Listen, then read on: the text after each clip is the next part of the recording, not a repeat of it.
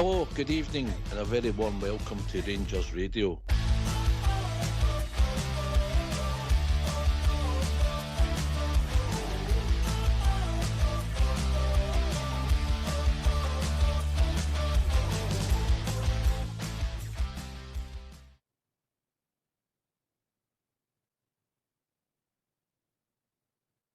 Hello, good evening, welcome to Rangers Radio. Join myself, Fox here, on the show this evening is your Robert. Evening, Robert.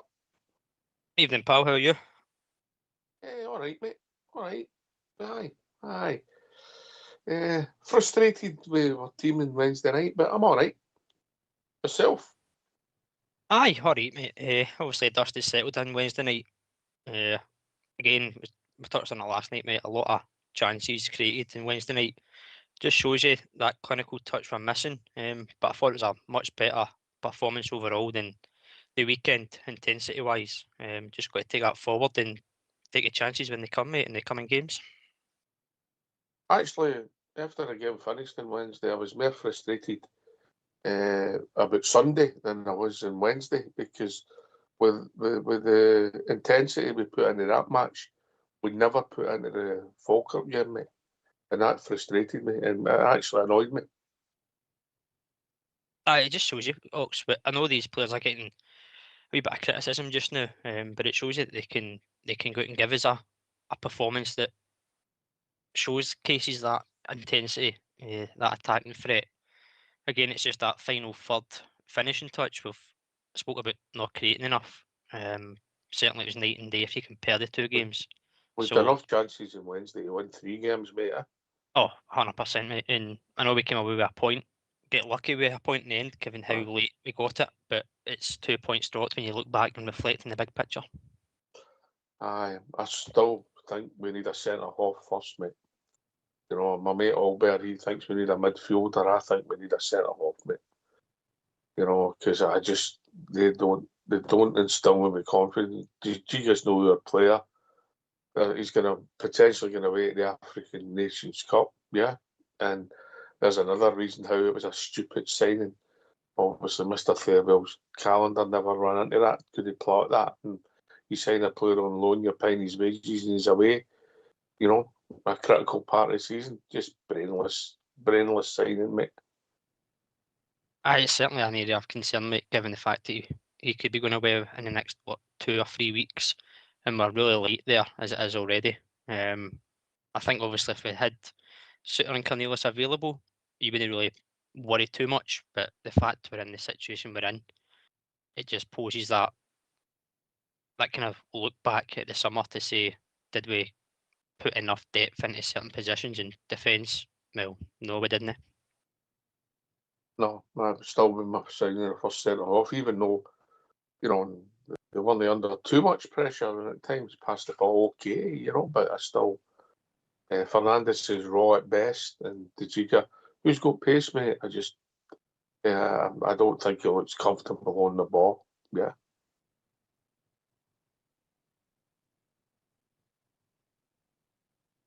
Sorry, mate, was doing a bridge man there. Aye. It's it just shows you frailties, mate. They're still raw.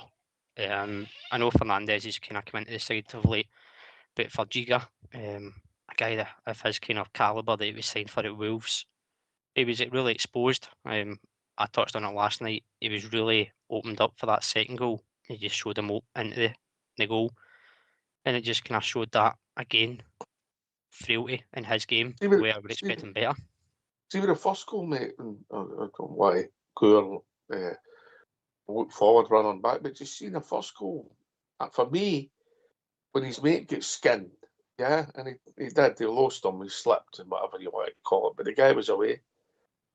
The Jager, for me, with his pace, he's got the bomb out there and try to give the forward a problem, I think, and then instead of trying to mark space in the middle, and then when you watch what he does, all he's worried about is pulling his arms down to his side. And his biggest asset is pace. So he should have went across, try to cover for his mate, but he never.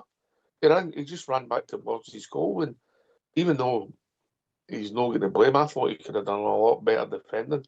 Now, obviously, if he runs across and the guy puts it in the middle, somebody's got a tap in. But still, I think he could have done better, mate. You could pick the bones out the whole goal, Ox. He should come over, especially when Fernandes is that far wide. But he's got to be in that position because Magoma's pressed high. So it's kind of a catalyst of they should be in different positions. If Magoma doesn't attack as high as he does to put the press on, then you're kind of structured, you're set up for that. There's no ball in behind. But as soon as you're committed out that area, you've got to come across as a covering defender. And especially, as you say, the pace he's got to kind of provide that cover. And he didn't take nothing away from the boy that finished. It was a good finish. But again, it's an avoidable goal by our standards. Aye, well, our usual standards, mate. Our usual standards. Aye, maybe not this season, but aye, usual. Aye. All right. I'll tell you what we'll do, mate. We'll hear for the manager. Yeah, we'll get the press conference on with the manager, then we'll hopefully have to talk about. And anybody that wants to join us, come and join us. 014 356 1972. Right, get yourself a mute, Robert, and we'll maybe get a feeling of how we're going to go going forward. Can you bring us up to speed with regards to injuries and you mentioned Mikey Moore before the Dundee United game. Is he close to? Yeah, Mikey trained with us today, and if there's no reaction, he will be back tomorrow on the squad. I think it's a good news. Duchon, it's not available for the game because of the pitch. We have to be careful, and all the others are still the same. Do you feel as if Mikey had a kind of difficult start to his loan spell here, but just before he arrived, and certainly under you, he was really showing his potential and what he can bring to the team? Do you think you perhaps missed the creativity from him in the last wee while? Yeah, I think he showed, especially in the Dundee game, when he scored, which skills he has, especially between the lines. I think that was maybe one of the best games from him. I think I see him more inside instead of just in the right areas. I think this is good. He gives us this, moments between the lines. He can have good decision making, skipping goals, good finishing. Yeah, of course, after injury, you have to bring him back step by step. But still, today in the small side of the game, he showed what he can do, and I think that is a good news for us, especially for the upcoming games. It's John Suter, what's the update on him? When do you expect to have him back? John, yeah, maybe around the Celtic game. Yeah, but this is still 3-4 weeks. Maybe he starts next week on the grass. I think this is a good step forward, and then let's see week by week how quick it goes. Is there a concern about the number of bodies you're going to have here, especially if Nasser has to go away to the African Cup of Nations, that you're going to have that 3-4 games over the Christmas period when you're not going to have many guys at the back? Yeah, it's true. I think this we have to manage this. This is important that this Duchon is back. I think it's important that he gets in the next coming games also some minutes before Nasser will leave. For Clinton as well, I think this is now crucial that they're really ready because, especially at the end of the year, we will have the situation. You've talked about giving guys opportunities. This is a big opportunity for these guys coming up. Yeah, this is now about when, but it will come, of course. I think Duchon was also in the mind on Wednesday game, but then the game was like it was, and then you have to make another decision. But I think it's good that they are ready, and then we have the game in Europe. Could be also helpful. That's the reason why Duchon is on the list. I think that can help. So when was the last time you coached a team to play on an artificial surface? In the academy. I take it you're not a fan of that? No, I think I spoke in the morning with Jack about this pitch a little bit to get the impression. I think this is also important to take the players with you. They know the pitch better than I spoke with some other players. But this is what it is. We have to take it. We have to go there. We have to win the game. And then, what happens in the future, we will see. Does it change your approach and how you might you taking into account the surface? Do you perhaps change things? Yeah, I think you have to understand in which areas you can play football and which areas maybe you have to avoid a little bit more. I think this is also crucial. Then as an opponent, I will also try something. But of course, when I look to the games and the pictures, then I saw in some moments it's not gross. Given what you've just said, how limiting is it in terms of what you've been trying to get them to do and what you saw the other night in terms of particularly going forward? Yeah, maybe the rain is too more for us, then we can speed up our game. I think this is also is a different kind of playing there. But a lot of teams before won there and showed that you can do it. Yeah, I think this is also the mindset. Not looking for excuses. Be prepared, make a good game, go there, take the points and go home. Is it fair to say you're still looking to get the balance right? I mean, against Falkirk, the team struggled to create chances. Against United, they created a lot, but they were susceptible at the back. I mean, you want to get that balance. Yeah, if you get both performances together, then we have an outstanding game. I think this is the key. This is what we're working for. In the defense, the conceded goal, I think there was not just one mistake, it was 3-4 in a row, what we have to do better. The second conceded goal was the third, fourth phase after the set play. And then we had some transition moments against us where we have to make sure that the rest defense is organized. But the positive thing was really the improvement from the Falkirk game to the Dundee game. I was just saying to Jayden there, you score a last minute equaliser at Dundee United. In any other club, any other circumstances, people would see that as a positive, but as you walked down the tunnel there were some fans showing that they weren't happy. Even with the last minute equaliser, they're not happy. Does that tell you something about the demands of this club? Yeah, the demanding is always high. We want to win this game, and then I think there was a mix. I felt there was a bit of mix between they were happy to take the point, but also they were disappointed not to win this game. And I took this like this. Was for me the same. I was also happy to take the point, but was unhappy that we couldn't win this game. What message did you give to the strikers? Obviously, you spoke after the game. They missed a lot of chances, Yusuf in particular. Have you had to lift their confidence this week? Have you had to speak with them at all?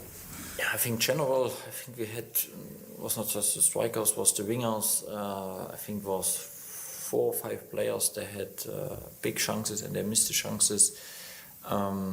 We spoke about which step we make forward and which steps we have to improve. I think this is on the pitch and off the pitch. I think that was a big message for me. I said this after the game to the staff and to the players, and I said this yesterday as well again, that I see good steps forwards, but there are also some parts what we have to improve, and that means also off the pitch to take something and be focused, be clear in which direction and what we want to do. Danny, you put Nadim in at the weekend when it was only a couple of starts on. How impressed were you with the chances he created? Yeah, he deserved. I think that was as well a big message yesterday to my group. Nadim was a guy who trained really hard. He was not talking. He was waiting for the opportunity, and then he was there and took the opportunity. I think when I subbed him against Livingston, he helped us make impact. Against Falkirk, he played too often too wide, in not so dangerous areas. And now in this game, he was much more in the half position. I think that helps a lot. That shows me that he was listening. And he gives us, especially in the offensive, calmness on the ball, but also some good decision makings, and it helps to speed up our game and create more and more chances. You've worked with Gigi Kasama for a while, obviously longer than we've watched him. You've used him on the right a lot. I just wonder, is that a necessity because of your options out there? Do you think he is as dangerous out there? How would you see that? I think we have at the moment a lot of players, they love to play on the left winger position. It's normal because when you have a right foot you can go with inside and you can finish the action. I think this apart, then when you look the game back, our option B in pressing was to have Gus on the last line when we had an underload with a back four. That was the reason why Gus can do this. He did this as well in the home game against Kilmarnock. He is in this case defense a little bit a hybrid for me in some moments, and it was the reason why I put him in this position. I think he has his strengths on the left side with the inside dribbling. But on the right side, he comes also very often in good opportunities and to good chances. And now it's about also to start to score on these moments. But he understands, I explained in this, we have a favorite position, but it's also about what's the best for the team. Danny, do you, given the points differential, having drawn a couple of games in the last two, do you see these games now as win at all costs in this run to just stay in touch and get to January when you can maybe rebuild things a little bit? Yeah, I think not just to January. I think January close the gap. Yeah, of course the last two draws opens again a little bit the gap. But if we win tomorrow, will be just 6 points behind because the two opponents or teams ahead of us has to play against each other. Not both can win. And then we have all the games in our hand. It is a long way, but it's not impossible. Why don't you give us a call on 0141 356 1972. It's your show, it's your platform. Let's hear from you.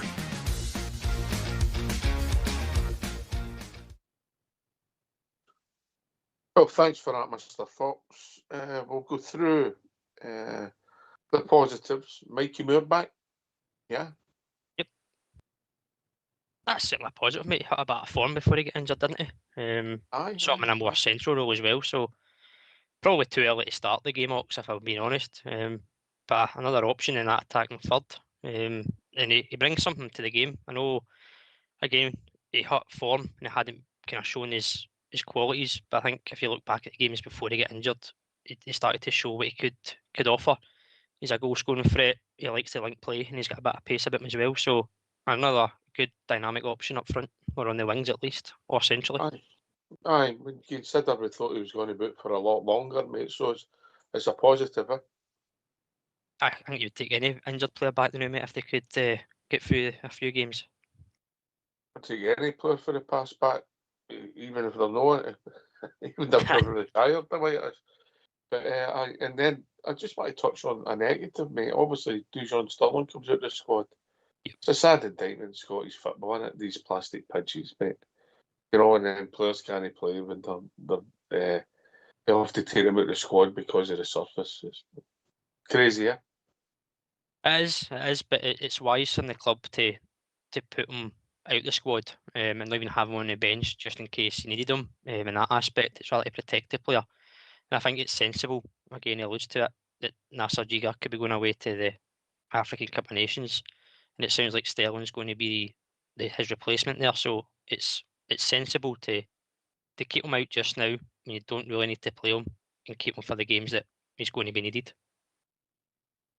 Aye, okay. So, and also picking up on the injury news, I think it sounds as if John Suter is going to be back quicker than we anticipated. Some people might see that as a negative, but that's their opinion. Aye, I know, mate. I think when the injury first happened, they did say around about December. So if he's back for just after the new year, into the first fixture, then he's probably on track. Hopefully he gets through his recovery well, though. We know how in times in the past, players come back from an injury, they try and do a wee bit of rehabilitation and they get a knockback. So hopefully he can stay fit, because as much as he's got his errors, John Suter, I still think he gives us something just now in defence that we maybe lack. We spoke last night about players putting their body on the line. He certainly does fling himself at everything, to be honest, John Suter. Whether he's the best defender we've got or not, that's, again, people's personal opinion. But again, he's a guy you would take right now if you could. I think I would, mate. As much as I didn't think he had a great season, mate, I think he actually improved our team. I don't know what your thoughts are. Yeah, he's got to be fit. I mean, I'm not saying I think he's going to improve it by 50%. I'm not saying that at all. But no, you don't realise how much a player can maybe bring you something to the game until they're not there. You look at Connor Goldson; he was always a mainstay in the team. He was always fit, but yes, he had his issues as well, his criticism. But once we sold him, we realised how much a miss he actually was. And it might be the same argument for Suter, maybe not in the same bracket, but given the options we've got and the criticism these two young guys have had, then you would probably say if you had John Suter at your disposal, you would play him to get you through these games, and then you could readdress that defensive situation come January if the players are available. Aye. Still see my first signing would be a centre half, mate. I accept Olga's point about he wants creativity in the midfield. I want that as well, but I think my first priority would be a centre half, mate. Aye, I mean, you could make an argument for every position in the pitch, mate, at this moment in time. But I think if you're picking one or the other, I disagree with that one, mate. if you're picking one or the other, I would probably say centre half over centre forward at the minute. Just again because of the lack of depth. We know the situation come this summer. If you can get a defender in, you could maybe build around going forward. They improve the back line, and let's be honest, mate, to at least give you half a chance of winning a game, you've got to have a sturdy defence. So if somebody can come in and improve that, then it's a step for starters. Anybody watching that game in isolation would say, how are you saying that? You know, when you look at the chances we missed, but I'm not saying that there's isn't priorities in the team all over the pitch, mate, but I'm just saying that my first priority would be a centre half, and then the rest it's up for debate, mate. You know, and even if it is there centre half, you brought in a centre midfielder. You know, anything, if you get the signing right, hopefully it improves our team. That's the aim of every signing. They've got to come in and be better than what you've got at the minute. The summer's shown us that as much as we've done a big overhaul, we didn't replace the ones that left with better. On current kind of viewing, they may come over a period of time and they might get better, but any signing comes in, for me, mate, it has to be a starter. I know you've said that a few times already. It can't just be a squad player. They need to come in and be a mainstay in that team, and a bit of physicality as well. I think we need to go and get in January if we can, just to add that physical side. And that's not just a height stature, that's more as well muscle, aggression. Somebody can dictate it, and I think that's where Olbell looks at the midfield. That's a thing that's lacking.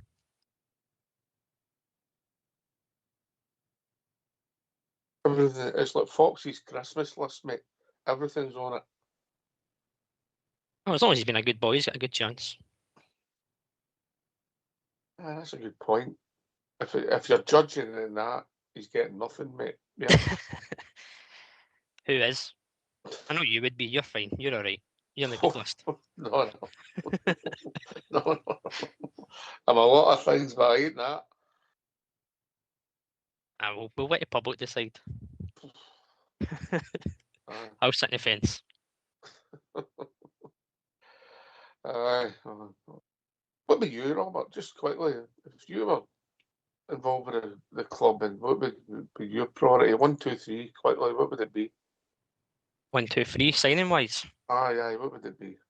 Spine a teammate, centre Aye, half, midfield striker. It's as easy as that, to be honest with you. Makes perfect sense, but you end up with 4 centre forwards, mate. Yeah, you're paying out a lot of wages. What would you try and offload? Danilo's not gone anywhere. For me too, with it being loan, Majowski's been a big disappointment, mate, if we're honest. You know? Aye. If you get the money for Danilo, I think you shake hands and move on. And if a loan option's available for Chimiti, he might go somewhere that maybe suits him better, just to get confidence, get some goals in his game, and then come back and review him in the summer, see if he's a better player and he can fit into the system and the style. Because you're not going to get any money near him, mate, of what you recruited. So you're kidding yourself on, mate. He doesn't even look like a player, does he? No, he doesn't. He doesn't. But you've seen it before, mate. In the past, players come here, they struggle, and they move elsewhere, and somehow they find it for themselves. So, I was still going to get a striker, mate, and try and get at least one of them out, whether permanent or on loan. Majowski, I think, can bring something. I think his work rate on Wednesday night, Ox, was good, but highlighted when he was coming deep to get the ball, he was leaving that space that he was occupying vacant. There was no runners in behind, and that's not really his game. He's the guy that should be on the end of the balls in behind. So he wasn't playing to his strength, but I thought his work rate was pretty good. I'll tell you, it's just me. I mean, I don't know. I never heard the show last night, but I don't know what your take on it. I thought he should be off with a head injury, mate. And after a couple of minutes, he looked as if he'd ran his race. So that disappointed me. Danny Rowe, that he left him on as long. Yeah, I know we needed a goal, but I just thought he'd run his race.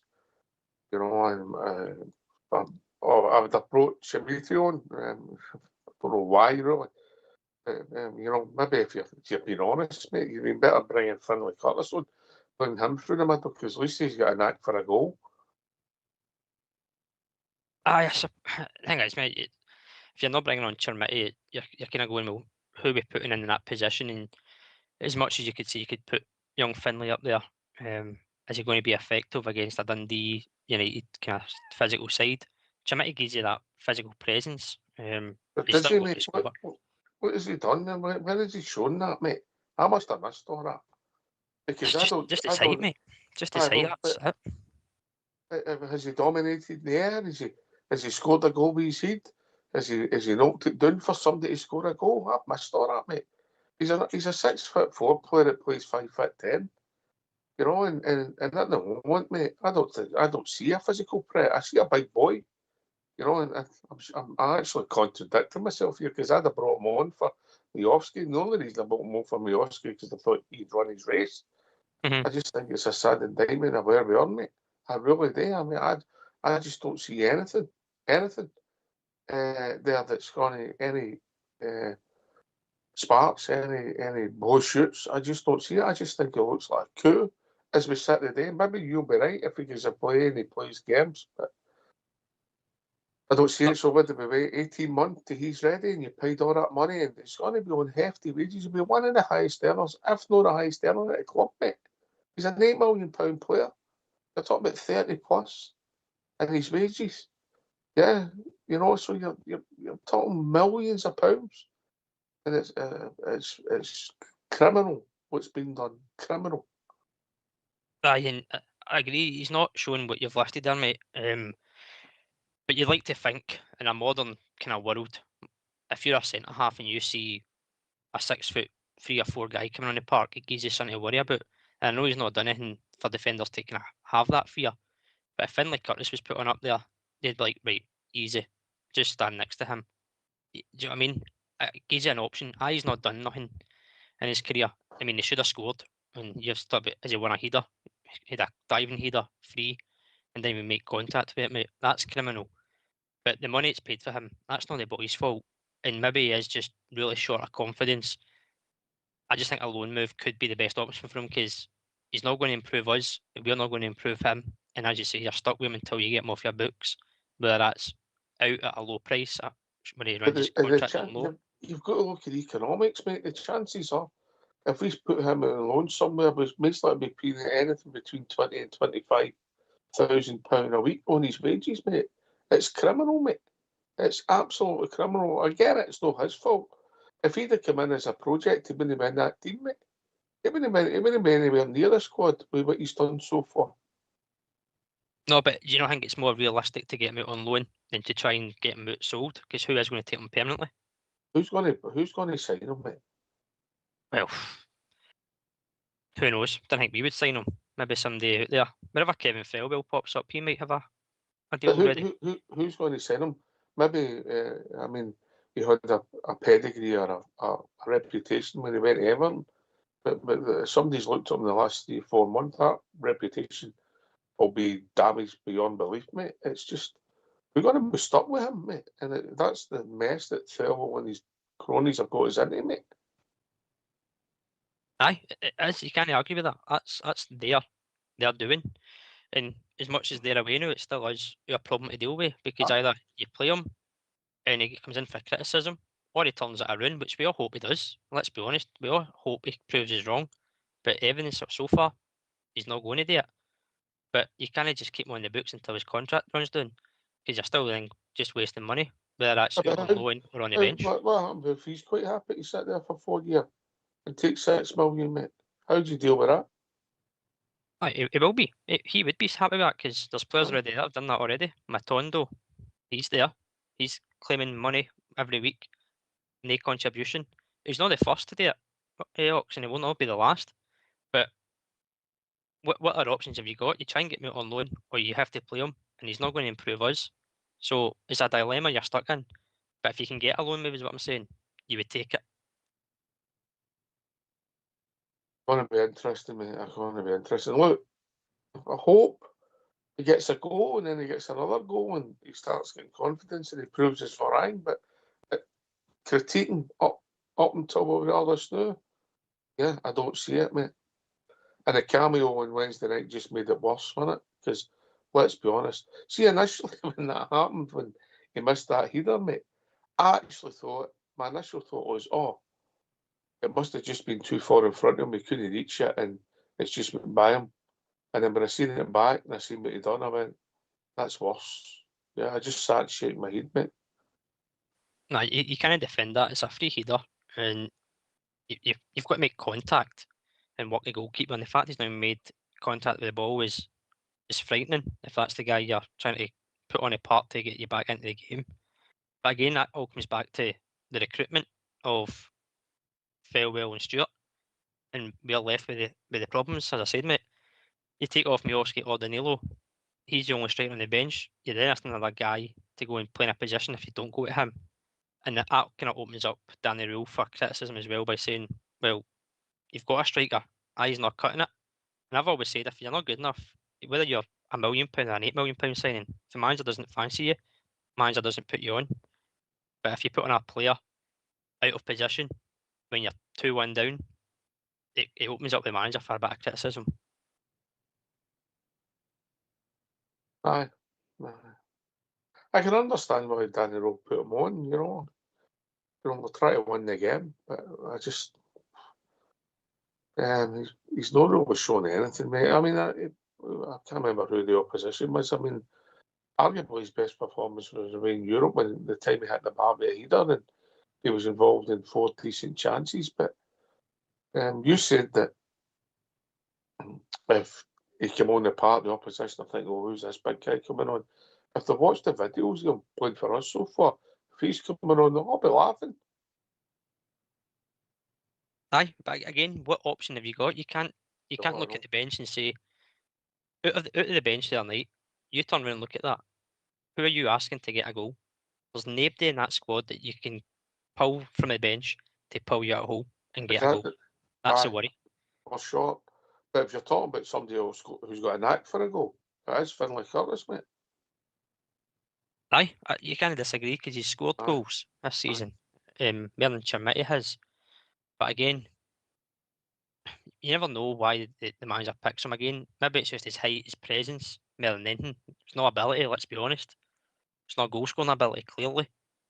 But if you put on a young boy, you get criticised if you're trailing a game, whether that's Finlay Curtis or if you'd put Asgard through middle, you'd have question marks with that as well. So it's big decisions he's got to make, and he's got to work with what he's got, Ox. And we know these players have shown at glimpses they can do it, but other times they've shown more that they can't do it.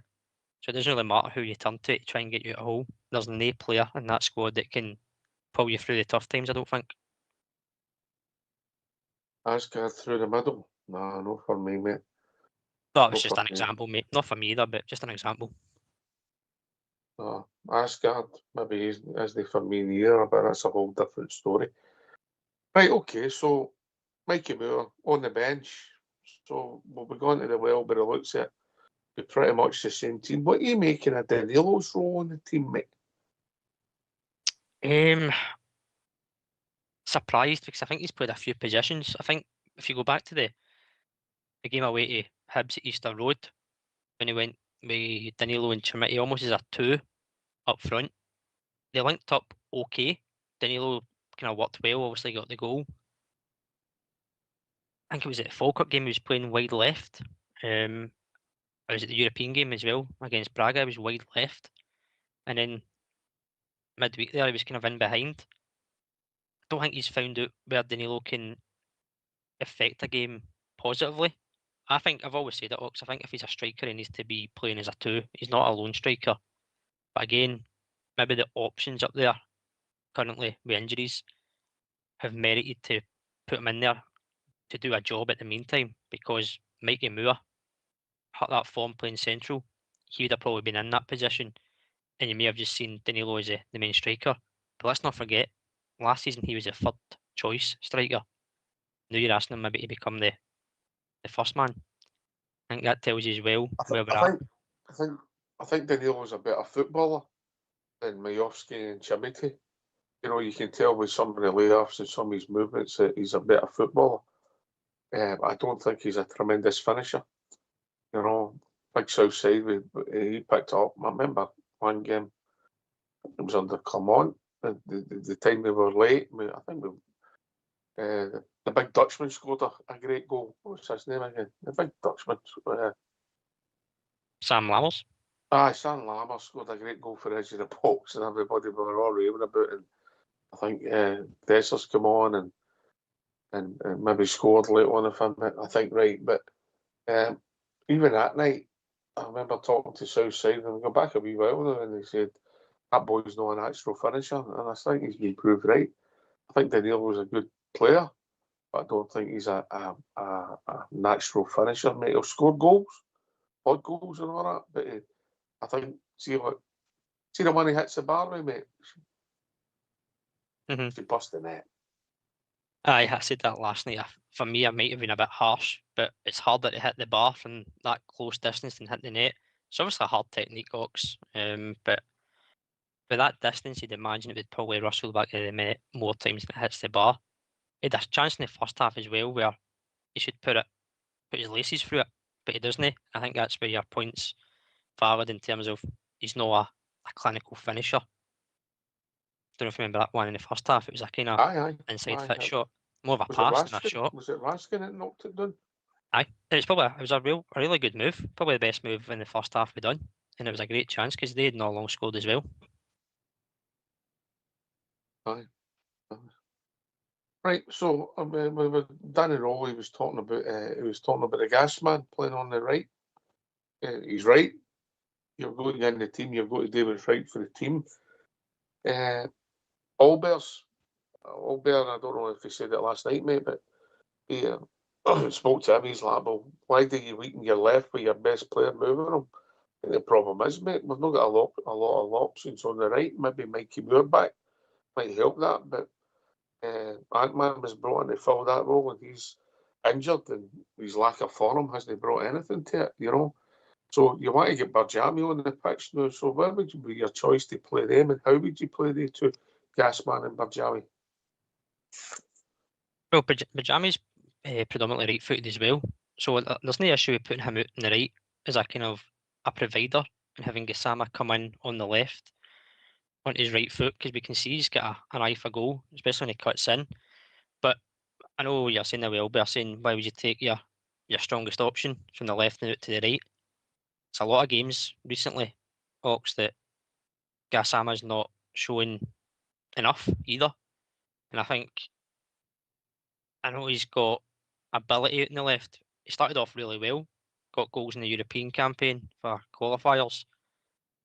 He has played his best out in the left, but there's a few games lately where he's not looked as sharp, he's not looked effective. I'm not saying he's more effective out in the right, he certainly has more on the left, but there's no issue with chopping and changing the two in the game, or even sitting up, because Barami is a right footer, so he can be a provider on the right, and Gassama can cut in on the right foot and get shots away. I don't think that would be a problem.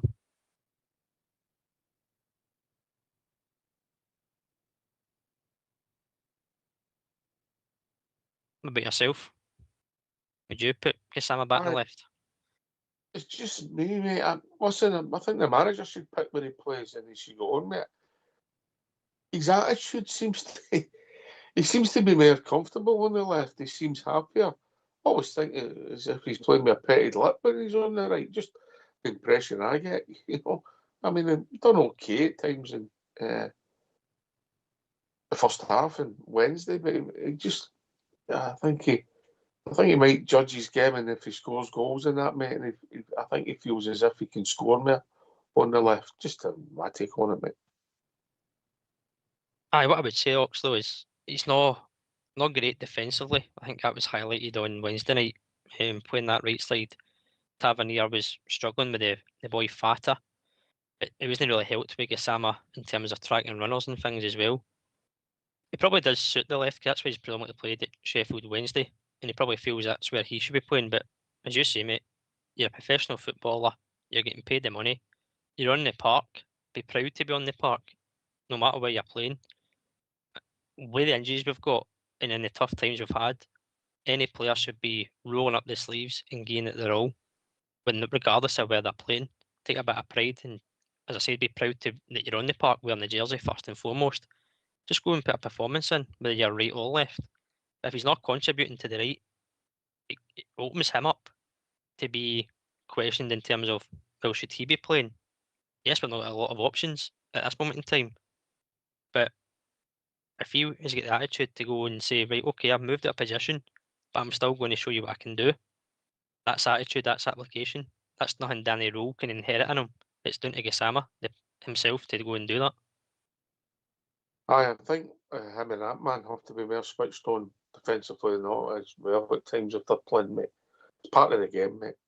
And by the way, just to touch on, I thought Majowski, and I'll give him a bit of doubt because it was after the head knock. Yeah, I felt it was you have to part. But his lack of effort, and I'll say the word effort, when they got their second goal, mate, I thought was appalling. Appalling. Aye, it was again a catalogue of issues where it's an avoidable goal. Take nothing away from the finish, but it shouldn't get that far. I think Bayrami has a pull on him first of all, is it not? Baskin kind of gets blocked off and goes down, and then Giga, I said it last night, opened up like a car door. All over the park, mate, there was nobody for the two goals, nobody really asserting himself defensively. And that doesn't need to be a defender, that can be from front to back. You want 110% effort, full dig, full commitment. And if players don't do that, that's when they expose themselves to criticism. And unfortunately, there's been a lot of that this season. Majowski defensively, it's not really his job, and it annoys me when I see him so far back as well. There's a point where he picked up the ball, almost in a right back position, right wing back, and I mean he went off for Asgard. Asgard picks the ball up in a kind of left wing back position. It's almost like the structure went towards the end of the game, but up until the head knock, I thought he worked his corner well. As I said, he was coming deep for the ball, but that's not his game. He should be in behind. I don't know why you would want him to come deep, mate. You know, No. I've also not seen him making any brilliant passes or opening teams up or doing things. I just think you want him playing on the shoulder, mate. On the shoulder. And that's what he should be trying to play. Making these runs constantly. When we're pushing up the park, he's coming right back to face up to our midfield of our centre halves, mate, and then he's out of position. I don't understand it. No, and if you watch the games back as well, Ox, there is a few times where he's made runs on the last man, but we've just not got him to find him. Bayrami can show you from Wednesday night, he put a couple of balls in behind, one skidded off the surface from Raskin. So if Bayrami gets that ball, he can play Majowski in behind. But there's a lot of times where Barron, Asgard, Gassama haven't maybe pulled the trigger to play him in. So he does make the runs, it's just he's not getting the service, and I think that's maybe obviously why he's only scored one league goal this season, is the service, but there was a lot of service provided on Wednesday. He just wasn't in the positions because he was doing all that work off the ball. I said he should have scored. I can't remember who they put the cross in, mate. It just helped in the net, mate. Just to help in the net. Aye, just a touch. Yeah? Yep, aye, just a touch and it was in. Could you say the surface played a part? Probably not really, but a guy of his kind of calibre, what we brought him in for based on that season at Aberdeen he had. I know people go on about his form at Aberdeen. It was one real good season he had. But again, striker at Rangers should be bread and butter to be in the right places at the right times and take the chances when they come. As much as you can say not getting enough service of late, there was plenty on Wednesday if he was in the right positions more often as well. But again, that comes back to him dropping deep for that ball. It tells you somebody in midfield possibly isn't doing the job, isn't coming forward with the ball, isn't brave enough to make those passes. Yeah, as we sit today, and as a goal scorer, mate, that's what we thought we were getting. The guy could work hard, run the channels, work and take chances where they're getting him. I'll say that there is a lot of games where he can maybe be excused for his performance because of lack of quality of making chances for him. But however, I've still, if I'm being really honest, I think I don't even think the jury's out. We obviously at the moment, as we sit today, I still think he's another one of the misses, mate. Hopefully he can turn it around because he'll be judged on goals scored. And if he starts scoring goals, it means that we'll win more matches, which has got to help. But as we sit today, ain't great form for him near him. No, it's not. And as you say, mate, as a striker, you'll be judged on the goal return. I know he's bought for half the price of Chimity, so he's not getting a lot of criticism as much as the big man is. But at the end of the day, this is a guy that has played this league. We expected him to come in, be that goal scorer. He's not shown it, which is a frustration for us all, given, again, the experience he's got in the league at these grounds. It's hard to say it's not a miss at this moment in time, mate, as you say. He's not the player that he once was, let's be honest. He's aged a few years as well. But I don't think there's many players you could say isn't a miss at this moment in time, given how the seasons went. So he's not the only one in that camp. No. The miss team would be a lot more people on it than the hit team, mate, Oh, aye. By the way, I don't know if he's touched upon it last night. Just my opinion again before we start. I hope Tavernier has a better game on Saturday night if he's in the team than he did on Wednesday, mate. I thought Tav was poor. Aye, he was really, really, really poor, mate. He should take the new boots back. I didn't like the colour, mate, traditionalist, but all he done was slip, mate. Aye, there's a lot of players slipping on the surface. But I think I did say it last night. I did touch on it. I think the game kind of showed the age and the legs that Tav's got now, with that boy Fata running by him more times than not. Whether he plays on Saturday, I wouldn't be surprised if there is a change there, if he puts Max Aarons in at right back. I know he's not really hit the ground running either, Ox. None of the signings really have. Again, let's be fair.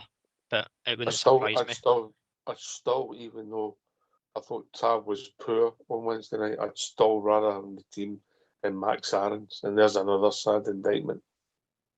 Aye, and again, it all boils down to that one word of recruitment.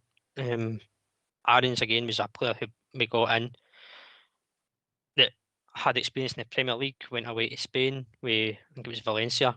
Not a great time there, but he's played at England under 21, so he had a bit of a reputation. He's not shown it, and if we're sitting here saying that Tav, as bad as he may have been this season, and not alone in that aspect, if he's still in the name on the team sheet ahead of Aarons, it does tell you a lot, mate, about the squad options we've got. And it's a sad indictment, as you say, but I wouldn't be surprised if there is a change, if I'm honest.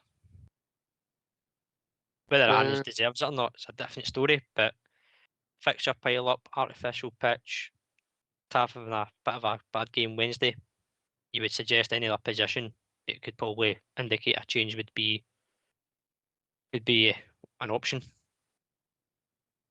Aye. Well, if you pick the team on Wednesday night's performance, Tav doesn't get in it, in my opinion.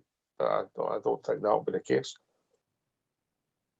No, it's not. I touched on this last night after the show. I was talking to Fox, and I says, when Giga goes as well. Whoa. You didn't have a go at James Tavernier when Fox was about. No, we were talking about when Giga goes to AFCON. If Sterling isn't fit enough to start at centre-back, you're very, very, very limited. That it might have to be Tavernier in at centre-half, which would be a lot of worry for a lot of fans out there. And Aarons would be your right-back, depending on how fit Sterling is. Because other than that, you've got no other options at this moment in time. Aye. I didn't. I always thought that Sterling done his best work for us playing as defensive mid, mate. He filled in any positions. Done okay at times, but I always thought he done his best work playing there, mate. And him and Lundstrom in that few weeks when they played together, I thought that was Sterling's best form. And that was a long time ago now. That was approximately 2 years ago, mate. How Aye. things have moved on, eh? Aye, I'm same as yourself, mate. I think that's where he's better suited as well. When you look at the midfield, Albert mentions the physicality side. Sterling would certainly give you that physical side in the middle of the park. Just sit in front of the back four. Just be a kind of enforcer. He's got speed. He's got strength. It's whether his body will get him through the remainder of the season unscathed. Aye, you've no confidence, have you? You've really no confidence in him, you know what I mean? No, and it's unfair on the boy as well because he's obviously wanted to come up here and show what he can do. Again, his body's kind of let him down in that aspect, but it's the way we seem to recruit these players that have these reoccurring injuries. And I know you can't predict them every single time, but the fact he's been out for so long, again, it's sensible not to have him in squad tomorrow night. Keep him for when you really need him, when players start to go away for international duty. But again, once he plays, it's that recovery after it because you'll need him to go again. All right. Here's a useless bit of trivia for you. Oh, I love your trivia. Hit me. I was just going to check something out, and I just happened to go on an alphabetical list of players. And of all the players that have played for us ever, Aaron's and Asgard come first alphabetically. There you go. Double A. Yes. They could do with some double A batteries at times, that's for sure. Aye, particularly. Maybe the Asgard might need the bigger ones. Gerard, Therinus, Asgard, and James Maximilian Aarons. There's a name for you. Aye. There you go. You learn something new every day, mate. Aye. Every day's a school day, mate, innit? Aye, and I know that seems like yesterday for you, pal. Oh, mate. Aye. Shouldn't have left, really, if I'm honest. Should have left me alone. I was happy. Aye. The good old days. If you take Tav out the team, and this is for Teddy Bear's asking us this, if you take him out, who's the captain? Well, I think I know who they would make captain. It wouldn't be mine, but who would yours be? Good question.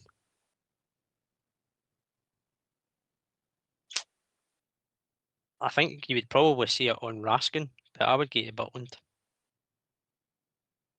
I don't think there's many options on the two names, if I'm honest, mate.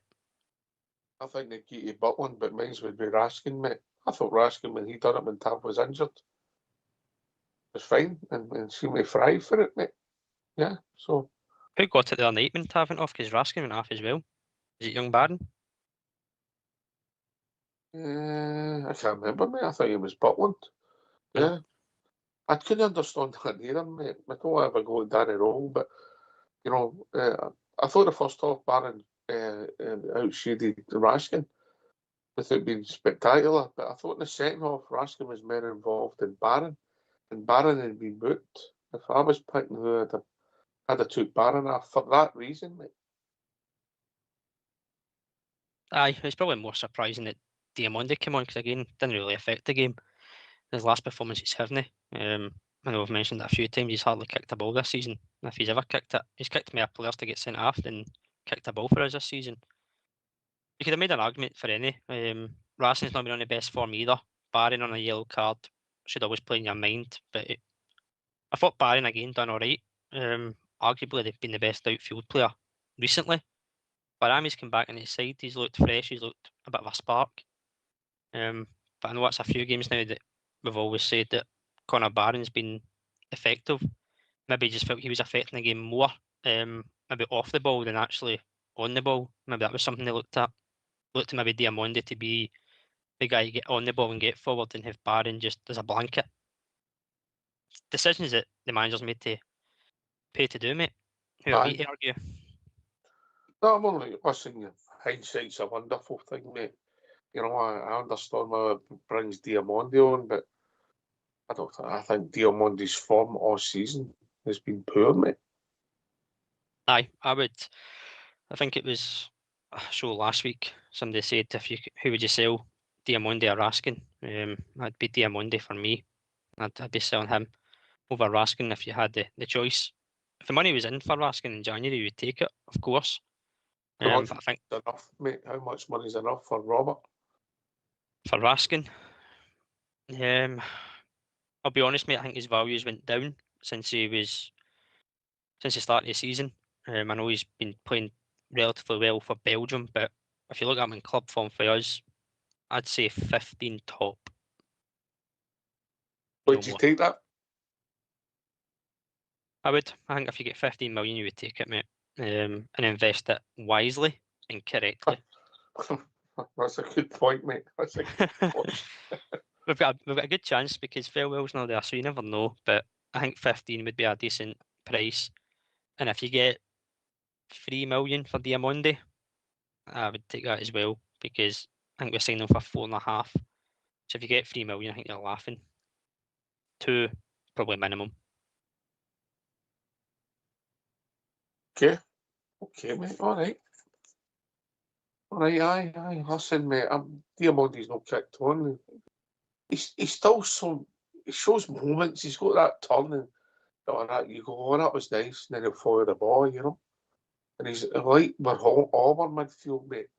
None of them are good passes. They're about Diamande, Raskin, Aaron.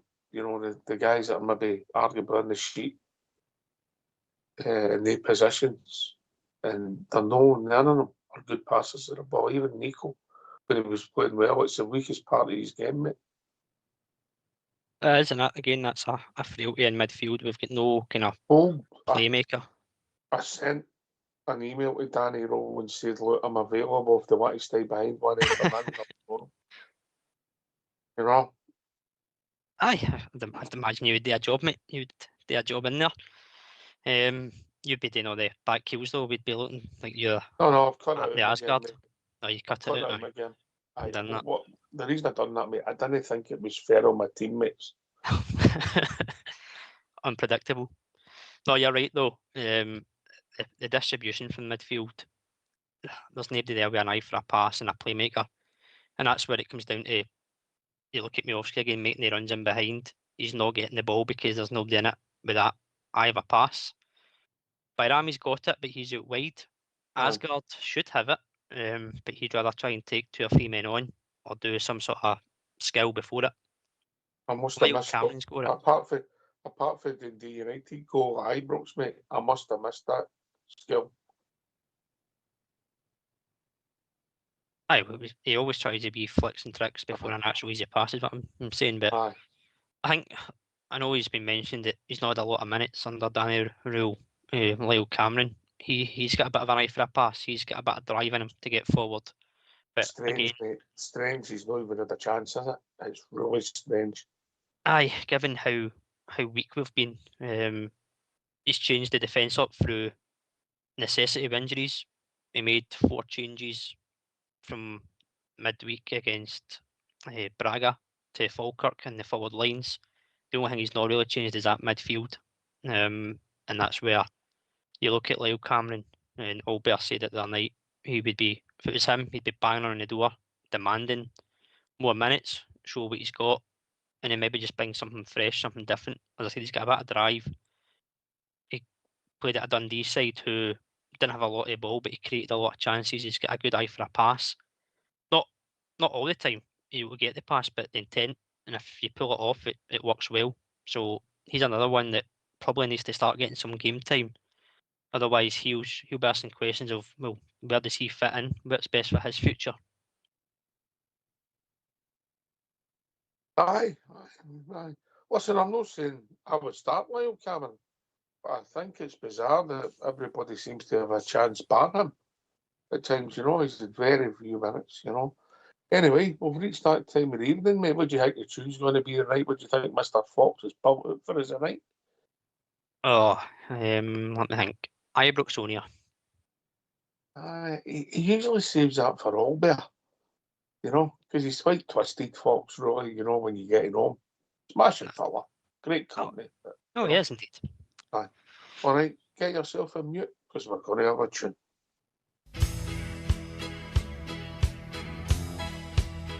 I'd been in exile for some years and my eyes filled up with tears when the Rangers came to Wolverhampton town. So I took a trip along just to hear some famous songs when the Rangers came to Wolverhampton town. I stood there all alone while the boys all down from home sang of Rangers, that team of great renown.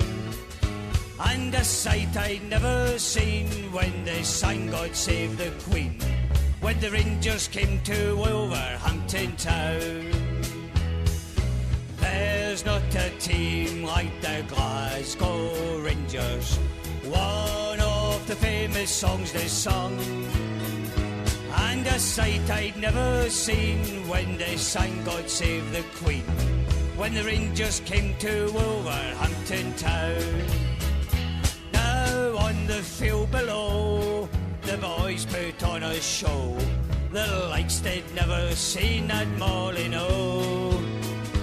And it's football, it was grand, from Macmillan, Scott and Brand, when the Rangers came to Wolverhampton town.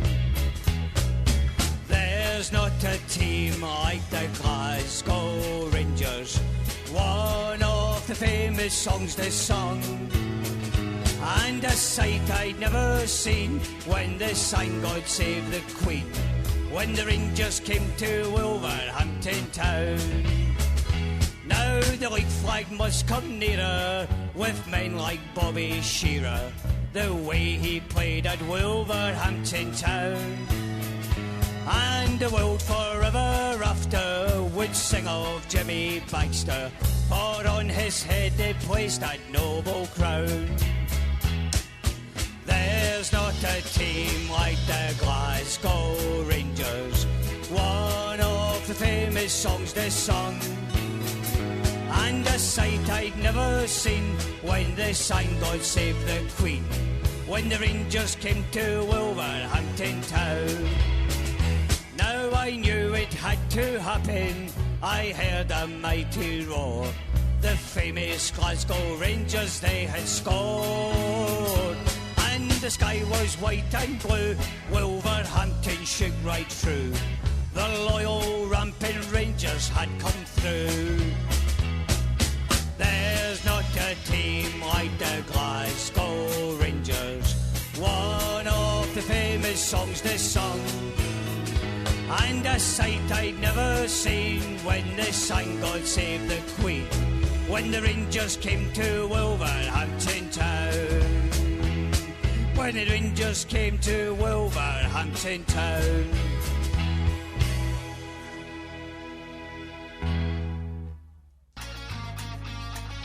Why don't you give us a call on 0141 356 1972? It's your show, it's your platform. Let's hear from you.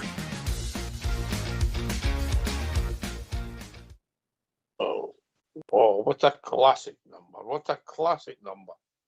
Right, one of my favourites, that one. Aye. Like that one, Fox. Yes. Yeah, I would go, aye, it's up there, mate. It's definitely up there. You know. Right, okay, mate. We've debated, we've argued, we've slagged. You know, our own team. What you thinking? How's he going to set up tomorrow night? Do we agree that Butland's in goal? Yep. Do we agree that De Gea and Fernandes will start? Yep. And then we're into two fullbacks. John Megholm, I think he's going to start there. Aye, I think he will. Are you starting, Tav? I'm going to say no. Aarons comes in. I am, mate. In the midfield, I'll leave it to you to pick your three. Raskin, barring. I'd like to see Cameron, but I don't think he will. Would you play Cameron? I would, Ox. I'd kind of go with the 4-3-3, if I'm being honest. They tried this 4-3-2, 4-2-3 winner late. I would go the 4-3-3 and have Barron, Raskin, and Cameron. How would you set that up? Barron as the kind of middle holder, Raskin and Cameron just ahead of him.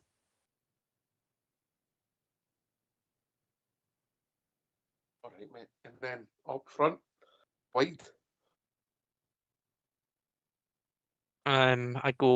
I'd put Gassama back in the left and I'd play Bajrami right. I don't think there's any issues changing that up, mate. If Gassama can give you his best on his left, then you play at your strengths. Bajrami's come into that left hand side and played well, so you could say, well, he's earned his start at that position, but I think he can do what he can on the left, on the right also. Up front. Oh, all right, okay, I'll give you that, mate. I'm not going to even put an argument up against that, right? Centre forward. That's a big one. I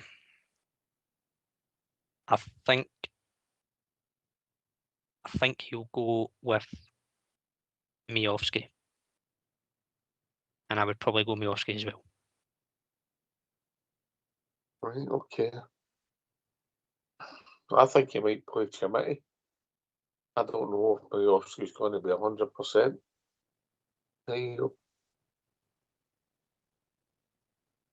Aye.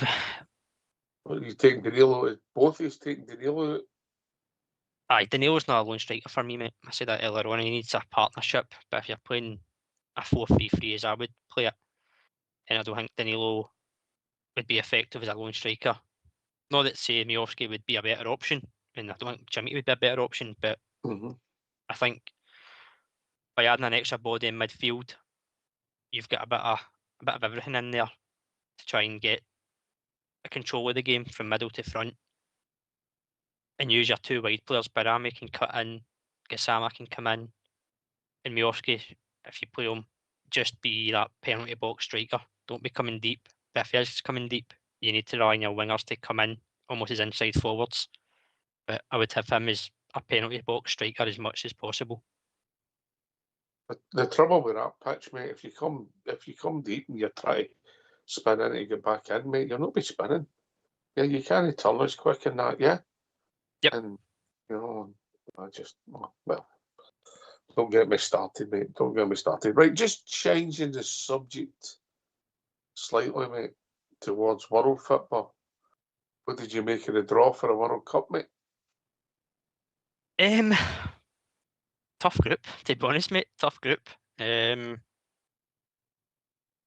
don't think it's not a nightmare draw, but it's not the easiest one. But I think you could say if they finish third, 8 of the best 3 top third place finishes qualify as well. So there's a chance of something there. But 2 of the same teams from '98. Talk about history repeating itself, eh? Aye. Obviously, you won your first game, mate. You've got a chance, So I'd be interested to see how it pans out, mate. Because it's a complicated draw. These draws are getting mental, aren't they? You need to go on a course to see how the draw works. I could understand the rationale when it was explained right enough, but it's just mental.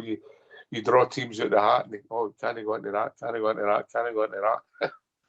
Aye, it got a bit confusing, to be fair, because you could only have 2 European sides in one group, and then you couldn't have somebody from the same continent.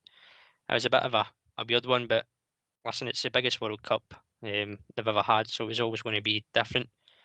I suppose when you're talking about getting points on the board as well, like probably the best thing is the Brazil game is the last game, so you've got chances to get points on the board before you even need to worry about that. I know international football is not for everybody, but World Cup, I don't think you can beat that in an international cup competition. I think people who don't really bother about international football still show an interest in the major competitions, mate, if I'm honest. Aye, and what else is on during the summer anyway? Well, I'm sure Big Stevie will tell you there's a lot on during the summer, mate. He has to get new shoes every year. Aye. Just talking about Big Stevie. Do you remember? No, last week, the week before. No, yeah, the what was it again? The European game, wasn't it? Braga. He was on, and it was the tickets were left for him. Aye. What did he tell everybody for? It was for the Gordon Ramsay restaurant that Big Ian ended up in. Oh, Yeah. you'd enjoyed that. Right up his street. Yeah. Well, Gordon's have to stop the buffet, mate, because he can't afford it anymore. Once Big Stevie's in, there's nothing left for anybody else. Do you know of anybody that's gone to the World Cup or plan to go? Obviously, you have a rough idea about the fixtures. What people say they're doing this and that. Has anybody gone, or anybody on here gone? Yeah. I've got a few mates that have booked up flights. They booked up flights the day after, or the night that Scotland qualified. Booked the flights. Whether they get to the games or not, I'm not really sure. I don't think they're really bothered. They're just to be there. I think the atmosphere in the USA, or wherever they end up. I think the way the draws worked out, most of Scotland's games are in the US, Boston and Miami or New York, I think it is. So you could tick 2 boxes off a bucket list with that: a trip to a World Cup and a trip to the America as well. So, but a lot of people will look forward to it. When's it going to be in Boston again, mate? Would be that one of us. Aye, the Big Apple would be a good one, or Miami as well. That's cheap. Miami's where No Scotland cheap. play Brazil. No No, cheap. it's certainly not cheap, mate. Prices for my pal's flights alone were astronomical. The tickets aren't any better. Aye. The game's definitely changed, mate. Definitely changed. It'll be interesting to see. Obviously, I think there'll be a take up, but what kind of support you get gone, because due to the finances, mate, because it ain't cheap. And anybody I know that's looked at it is saying, wow, Aye, it is, but I suppose that's what you're paying for, is the biggest international stage of the football pyramids, the way it works. And again, it's America, so you weren't expecting anything cheap and cheerful. But I'm sure you'll get your money's worth wherever you end up, and whether you get to games or not. But as I said, for some people it could be a once in a lifetime. Certainly seeing Scotland at a World Cup could be, and a trip to America, you probably couldn't really miss out on that if you really wanted to go. Mr. Fox is gone. He's going to get himself a Harley Davidson, and he's going to dust down his white leather jacket, mate. And if you've never this white leather jacket, mate, it's a thing of beauty. He borrowed it. He borrowed it from the City Cash Tailors. He was going to take it back, but the shop shut down, mate. Oh, is that one from the archives from Mr. Fox? Is it? Mate, if you was it the City Cash Tailors? I think it was. Was that the one in the Trongate? I think it was. There you go. There's a story behind it, but I couldn't tell it live on air. Oh, there always is. Yes. It's a fine jacket. It might be worth a few quid, too. You know what I mean? These vintage things are worth a lot of money, aren't they? They are, aye, and I'm sure if anybody can pull off a white leather jacket, it's your Fox. Don't think anybody could pull this jacket off, mate, if I'm honest. I need to see this now. Do you think it's worth more if he signs it inside or he leaves it? Oh, I think if you had a signature, Mr. Fox, you'd have a lot of people bidding for that. No, you wouldn't. I've seen it. Is he wearing the kilt with the leather jacket? No, Fox will wear the kilt, mate. No chance. No. Ah, shame. No, it's a police order, mate. He's not allowed to have a skiing do, mate. Keep his Santa list then.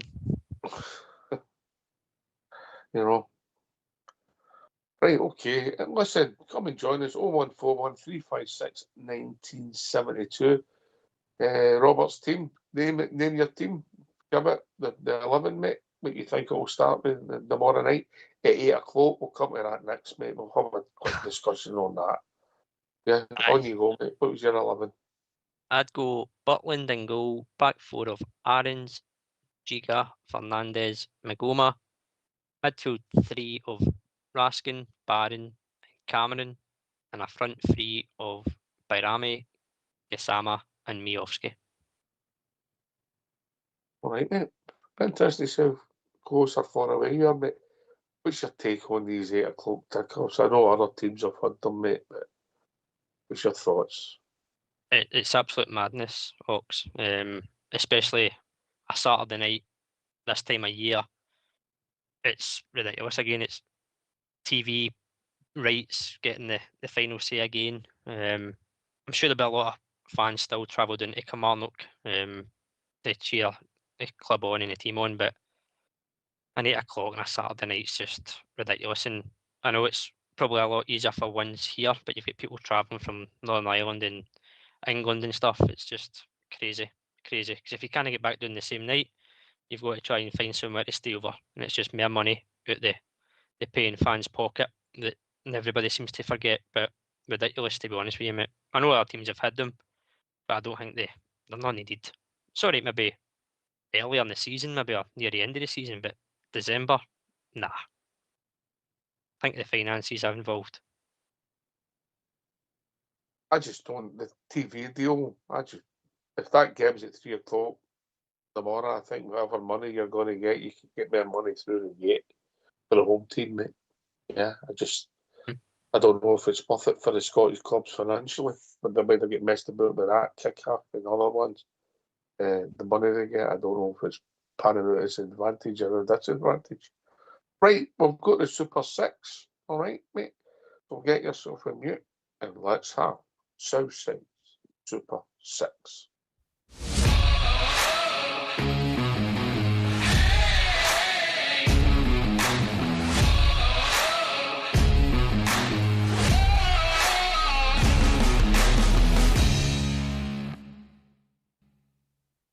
Hi, and welcome to Southside Super 6 for Saturday the 6th of December. The first selection is Southampton. The second selection is Motherwell. The third selection is Milton Keynes Dons. Fourth selection is St Johnstone. Fifth selection is Mansfield Town. And sixth selection is Bolton Wanderers. Take all 6 selections to win. It pays 43 to win.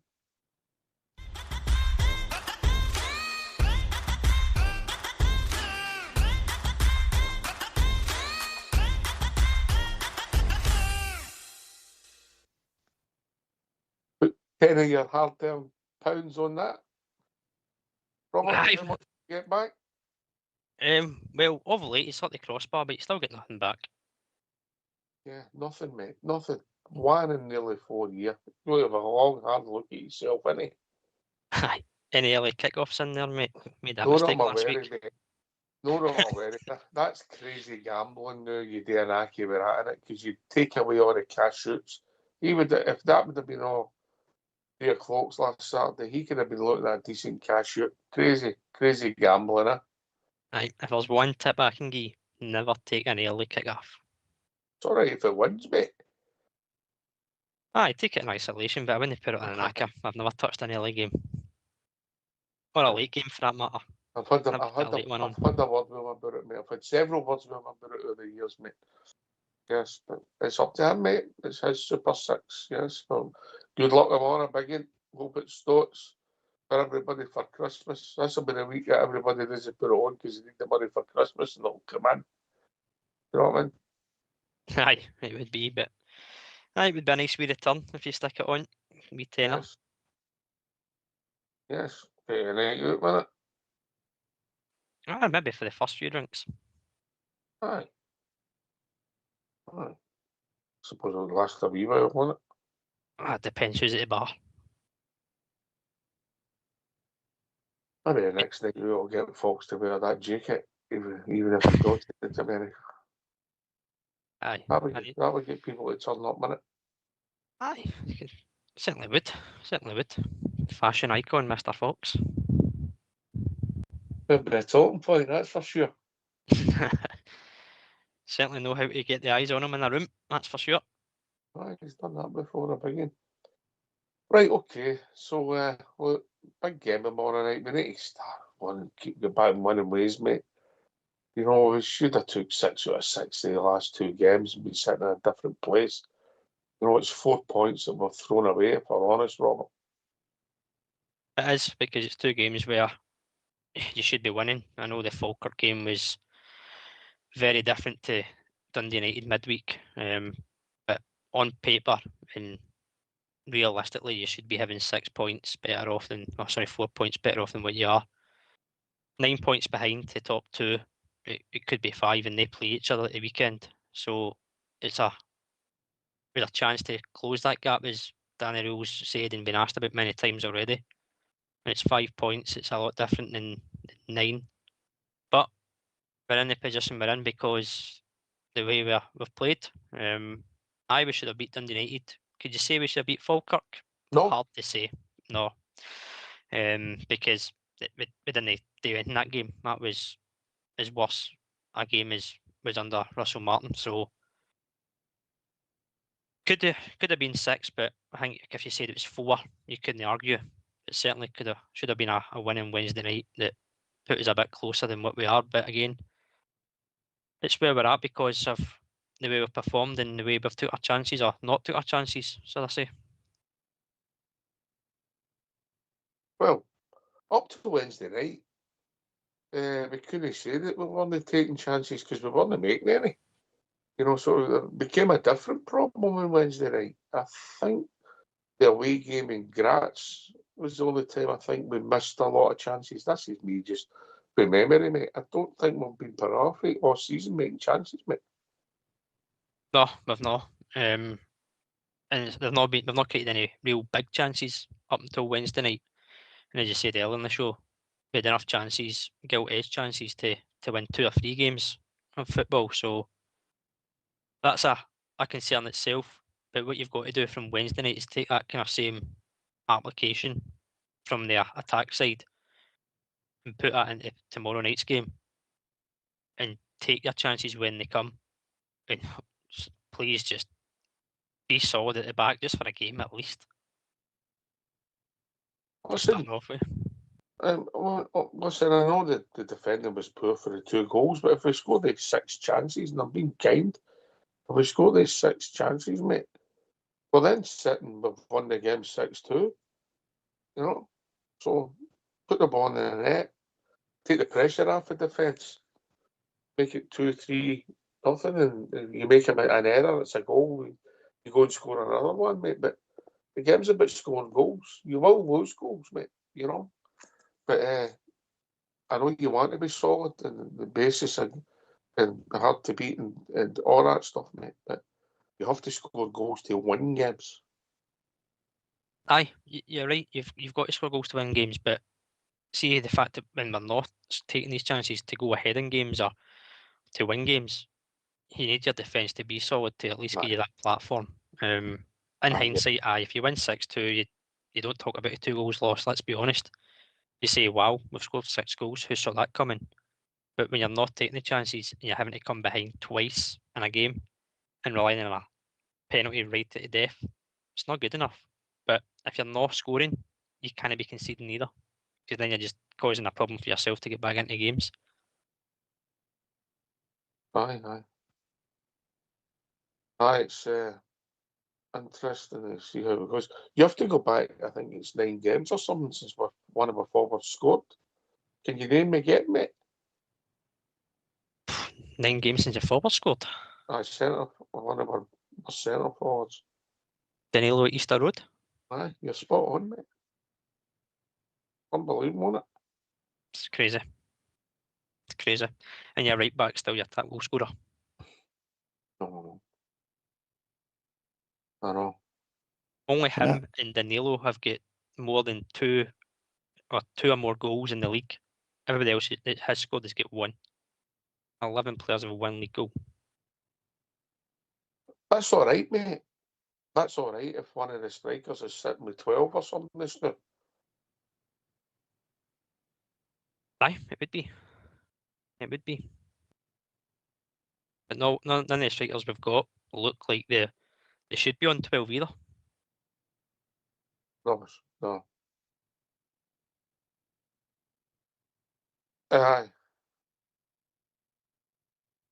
It's a game we should be winning tomorrow night. We shouldn't be fearing anything, Ox. I mean, if we touched on this last night, we shouldn't be fearing anything.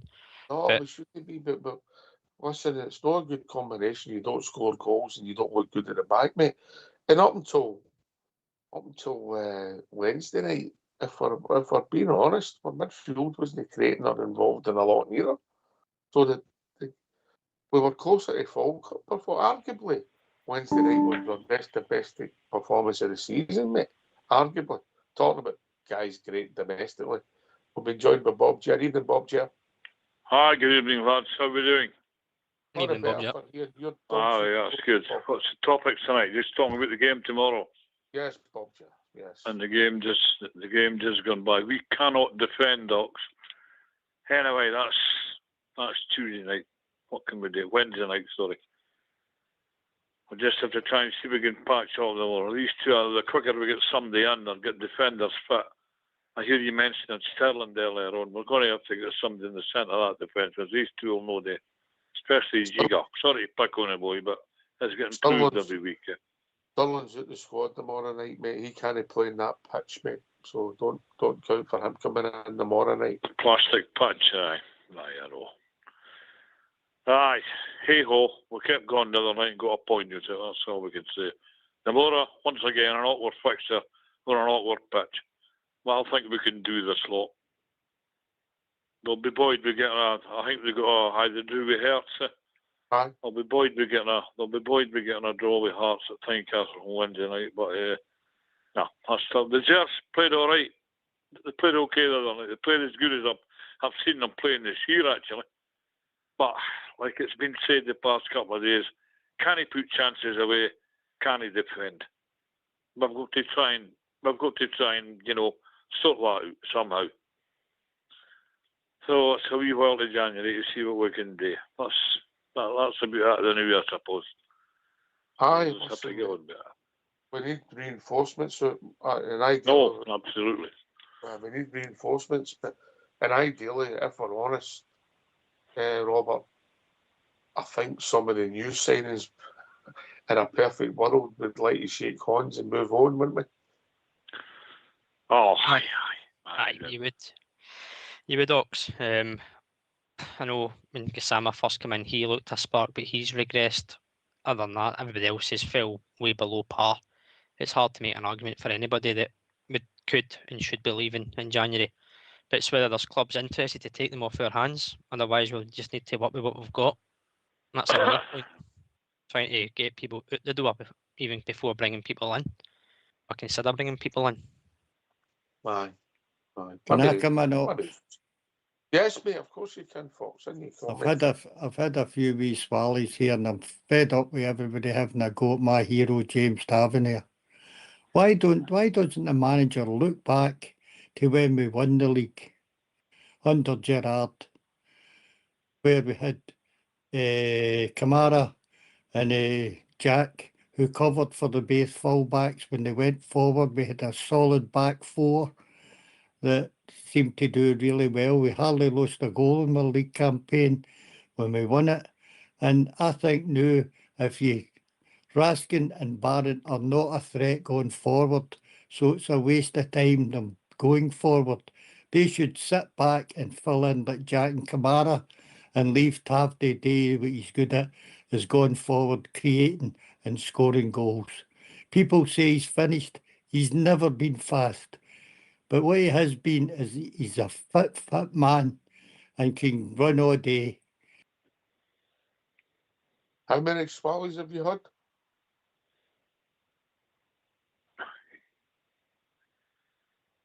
He's no answering me. We've got two central defenders who central midfielders who create nothing. And they should cover for the base full-backs going up. And that adds six going forward into the attacking phase of the game. Plus, we've got the door shut at the back. That's my point. I get your argument, but Tav never been electric pace, mate. But even you, who's arguably Tav's biggest fan, and by the way, I think Tav's been outstanding for his box. What a bargain he was, and you could debate whether he should be a captain. I think he's done okay. I don't think all the criticism has been warranted, but what I will say is I think he's lost half a yard, mate, if I'm really honest. I thought he was poor on Wednesday night. I don't know what you think, Robert. Two Roberts on the call. Robert, then Bob. It was poor on Wednesday night, Ox. I get what Fox is saying, that you could go back to the archives and see how Tav performed back then as well. But my worry is if you do that with your two centre mids, you leave them back for him to go forward, you're just creating a big gap in midfield. And we had players back then that done the jobs, done the instructions, and maybe covered that.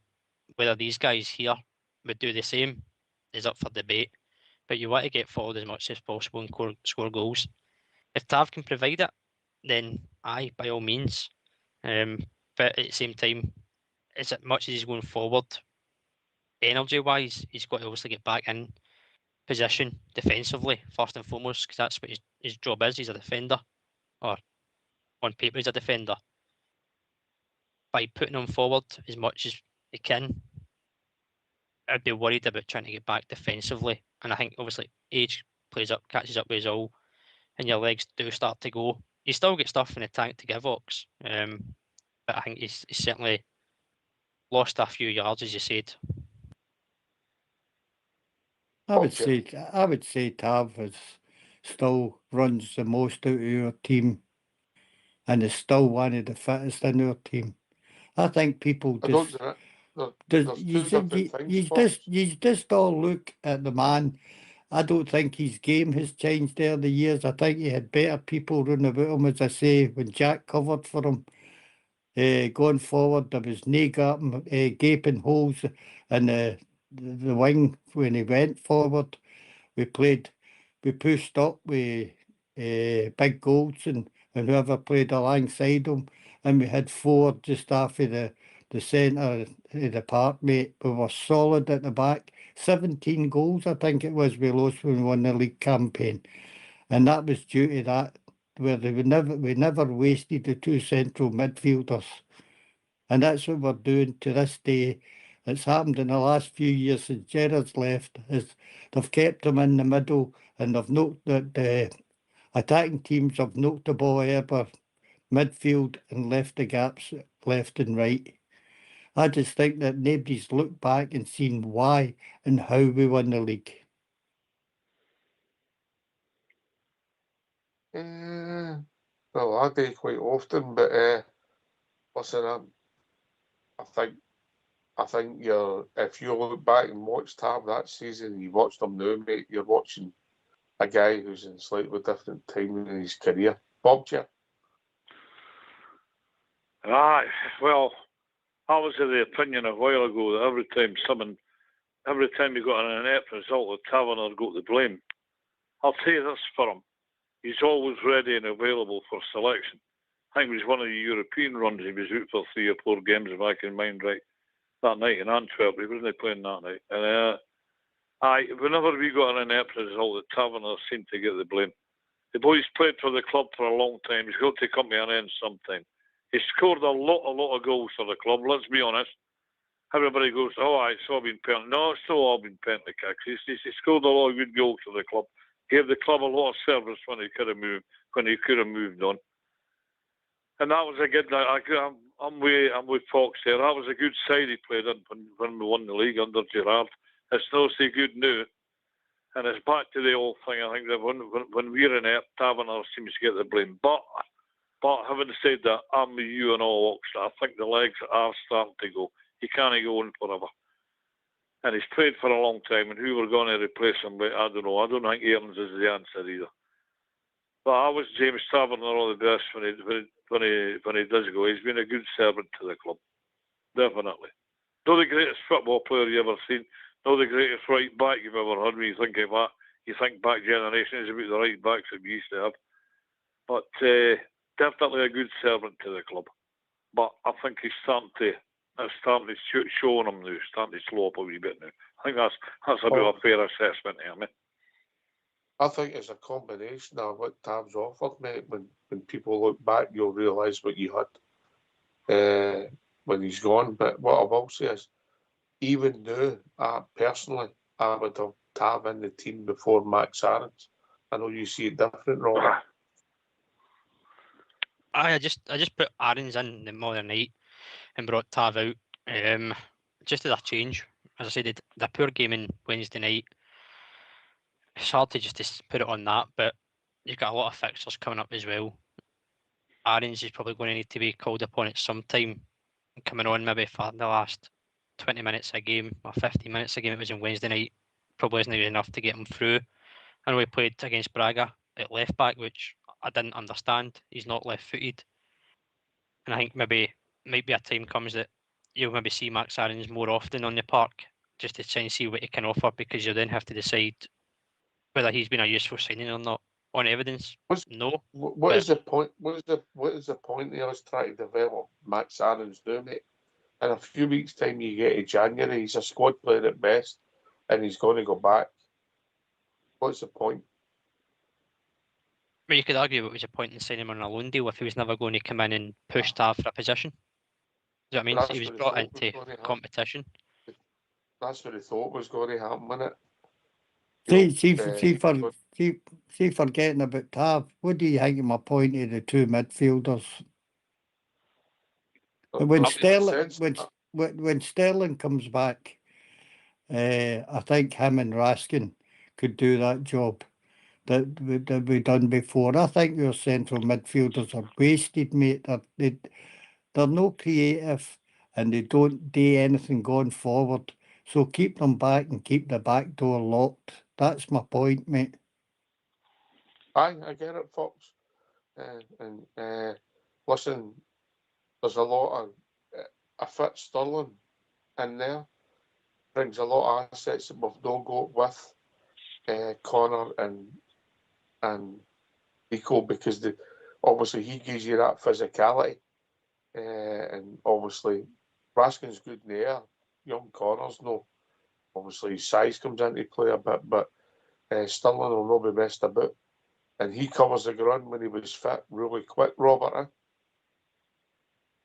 Aye, it is. But if you're looking at, as Fox is asking, the new we've got, I think Connor Barron wouldn't mind doing that job. You see him picking up the ball in between the centre halves a lot of the time.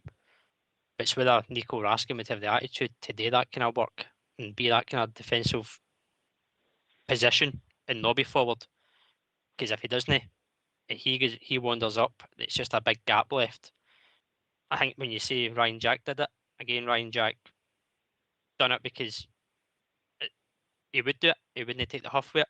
I just don't think Nico would have the same attitude to apply that instruction. Personally, I just don't think he would be happy with that. I don't know if Ryan Jack played as many games that season we won the league as you think, Fox. I'm going to check that out. But interesting. Just on a totally other subject, Fox, what was your take on the World Cup draw? I'm obviously the same with Bob J.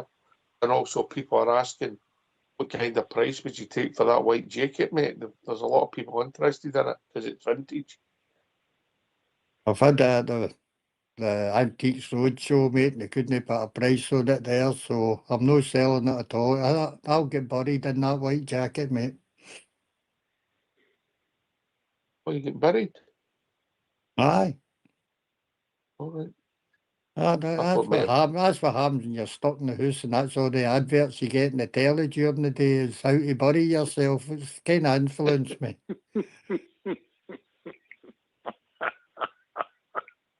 That's true. And what about the World Cup draw before Bob just laughing? He gives you a wee interest in it. That's the main thing. It gives you an interest. Aye. It's funny how they put the adverts on during the day, Fox. Yeah, they make it look as though They know their They make it target look as though audience, mate. make it look like it's a glamorous occasion. Here's the hearse coming at 11:10. I hope you'll be ready. Right. The best one's the old guy sitting in the bath, and then he goes, I'll need to get sausage rolls at the funeral. I'll laugh like hell when I hear that. Oh dear. I'm well, coordinate television. I'm missing all this, Robert. I get a watch back, mate. Give a wee watch back. I ken one thing, when I get buried anyway, the better on will look for steak pie and tatties or getting a drink of water and half a rich Abernethy. End of. But no, the World Cup draw, folks. Sorry. Oh, I'm totally disinterested with a lot of it. That's all you hear. It's as bad as funeral advertisements. Every 5 minutes you hear about it. I couldn't care about it because I don't like the manager. I don't like the Scotland manager, and I didn't give a monkeys about the national team. So that's about it for me. I didn't care. That Tartan Army booze Rangers players. So yeah, it can come and go for me. Again, that's another thing we've gied up with everything else we've gied up in Scotland as Rangers supporters, mate. We used to run Scottish football, mate. We used to help Scotland in their travels. Now it's not so much a good thing for Rangers supporters, but it's a thing we've gied up, and it's a thing we should never have gied up. Well, I didn't forget easy, folks. I didn't forget easy what the people done to your club at SFA. I'm not going to get into it. It's all been spoken about years ago, but I'm not going to. I didn't forget easy. Politics, mate. It was politics that done us, you know. I know it was politics. I know it was. I know that. We'll walk in the ins and outs and the pronouns there, but nah, I'm not bothered with the World Cup. I'll watch it because it's football. Of course I will. I'm not going to run about with a kilo and a big pair of bits. My big pair of bits are in the cupboard forever. And there you go. They can bury me with them on. Maybe you could lean him on his side and we could double up with Fox's jacket for him. Aye. He'll in his white jacket. It's a beezer. But nah. It's a beezer. So he's not going to sell it. I'm not going to bother trying to get it. What about getting back to the morning night, Fox? Now that you've joined us, mate, what would you do? You being a master tactician for the centre forward position? I think Barzami mentioned it in the press conference they had yesterday where he said the strikers will score goals if the midfield can produce the chances for them, mate. And we produced a lot on Wednesday night, a lot of chances. They never took them, but maybe when they get a bit of confidence and they get the right balls into them, mate, they'll score goals. Majowski's never a standalone centre forward who's going to just gather in the ball. The guy's a predator, mate, but we don't very rarely put a ball in front of him running through and goal. He gets them maybe one or two in a couple of games. But he showed at Aberdeen that he can tuck goals away. If we feed the front people right, they'll create goals. Danilo's not a prolific scorer, as he said, but he's a partner for a good striker because he's quite smart on the ball and can lay off a wee side pass to a striker. He's all right that way, but again, not an out-and-out striker. We need to find one of those and find them quick. No easy, mate, eh? It's not easy, but I'm aware what a lot of people say about the young boy Curtis, who did start life as a striker. And it's the same with all young boys when they get introduced. If you're a forward player, you get stuck in the wing because there's more experienced men up in front of you. But I would take a gamble with a young boy and give him a couple of runs at centre forward and see what he can produce. Can't he do any worse than what's happening at the moment? So I would definitely give him a try. Do you think he's got the instinct to score goals, mate? I think he proved it. I think when last season when he had a few fleeting appearances. He scored 3 or 4 goals and something like 6 or 7 appearances. So he's got the instinct. And the one thing that I did notice about him was he can strike a ball, which seems to be a thing that most of our team fail at.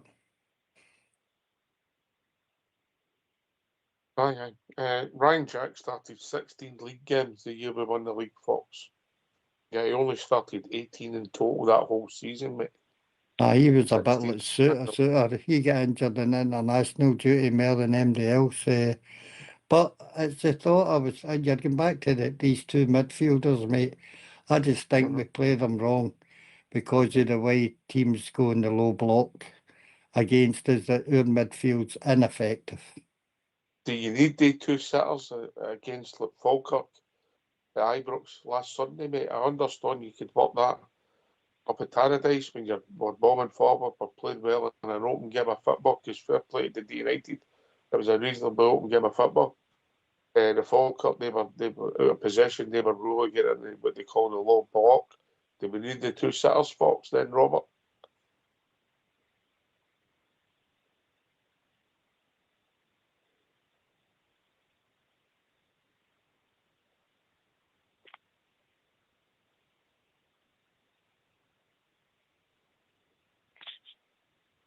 Robert?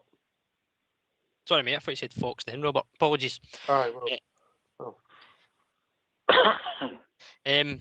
No, I would say no. But again, you take one of them out, who you're going to bring in, what options you're going to have, because Ibrox, you want to play in the front foot, you probably don't need 2 sitters. So if you're taking a sitter out, you're bringing in a more forward-thinking player. Who's it going to be? Likelihood is it would be Asgard, but again, not showing anything. Is Cameron an option? Not seen a lot of minutes, or hardly any minutes under Danny Rule. Is it Finlay Curtis? Does that then change the shape to maybe a 4-1-3-2? Again, if you've got more options, I really imagine you need 2 sitters, but does it also suggest of how fragile a defence can be that we need to have 2 sitters at times? Object? Well, you're talking about the strike force here. Sorry, I had to go up and Ben now. So you're talking about the strike force? No, the midfield. The midfield. Aye. Defence and midfield, they've all performed this year, have they? Or most of it anyway. Raska, I think he thinks he's at the World Cup already. And Diamandi, no, I'm sorry, in and out. In and out. Just seems to get caught in possession all the time. Maybe it's starting to develop a wee bit of a disciplinary problem. Do you bring this Rothwell back in? You don't know how fit is he.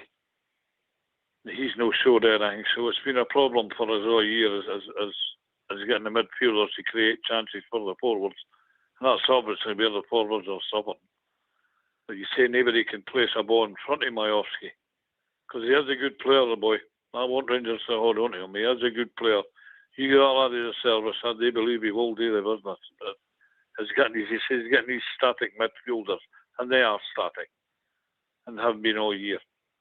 Getting them to fire into life, as it were. And I don't know, Rangers have got a lot of problems. It's going to take a lot of sorting out today, so therein lies the problem, I think, boys. We made a few chances the other night and couldn't take them. We should have won that game, but we didn't. So it seems to go round and round, Docs. So we'll see what tomorrow brings on a plastic pitch. We're on a merry-go-round. Fox, what's your take on the 2 sitters, mate? What do you mean sitters? Missing sitters or the 2 the midfielders sitting? Do we need it in every game, mate? No, far from it, mate.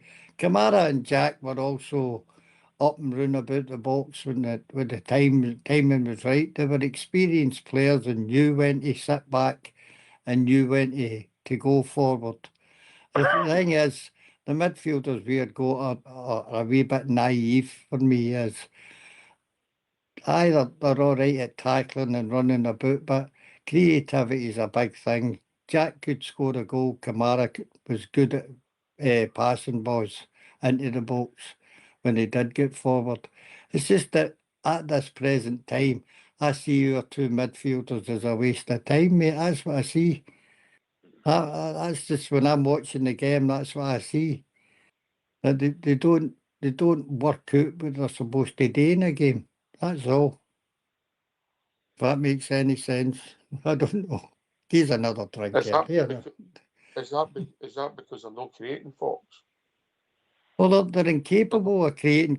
Raskin has, at his time, probably put through about 20 good balls there the years that he's been there, mate.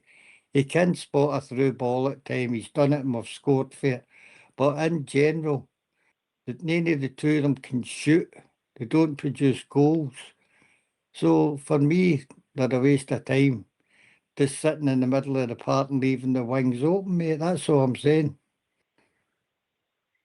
Robert? I think it's almost like for like. The midfield, they all do a similar job. As I said earlier on, we've not got that kind of playmaker from midfield to front. Nobody that can do the kind of eye passes through the lines and behind it. You'd expect Miovski to get onto, or whoever's up front. Raskin ball distribution has never been great. We know that.